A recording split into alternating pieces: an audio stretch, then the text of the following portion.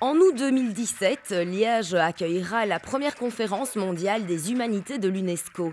Afin d'anticiper sur cet événement, la province de Liège organisera le samedi 10 septembre prochain à Liège la journée Debout citoyens. Outre des animations populaires, cet événement sera l'occasion de mettre en avant l'engagement, mais aussi l'implication citoyenne de chacun. Espace Tivoli, place Saint-Lambert, la foule sera là bien entendu.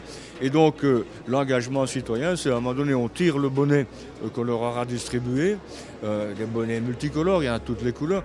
Ils tireront leur chapeau, si je puis dire, en disant humanité.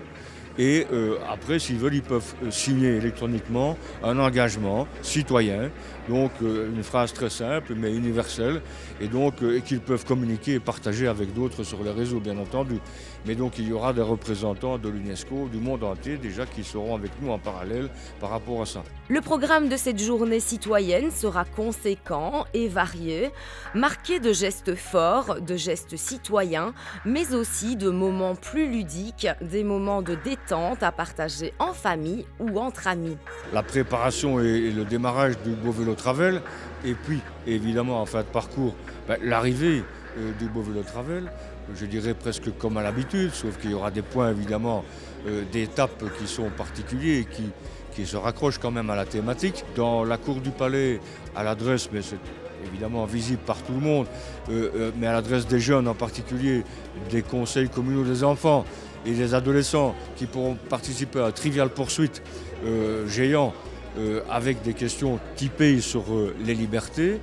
Et en même temps, Phoenix 21, notre exposition itinérante sur la reconversion d'un bassin industriel après la guerre, la Première Guerre mondiale. Le musée de la vie wallonne, l'exposition Homo Migratus, qui sera accessible également. Il y aura dans la cour Notger le dévoilement du redessinement du parterre dans la cour, mais avec l'arbre Ginkgo biloba, qui est un arbre qui a résisté à tout, y compris à la bombe atomique d'Hiroshima. Donc c'est un arbre symbolique de paix et de durabilité.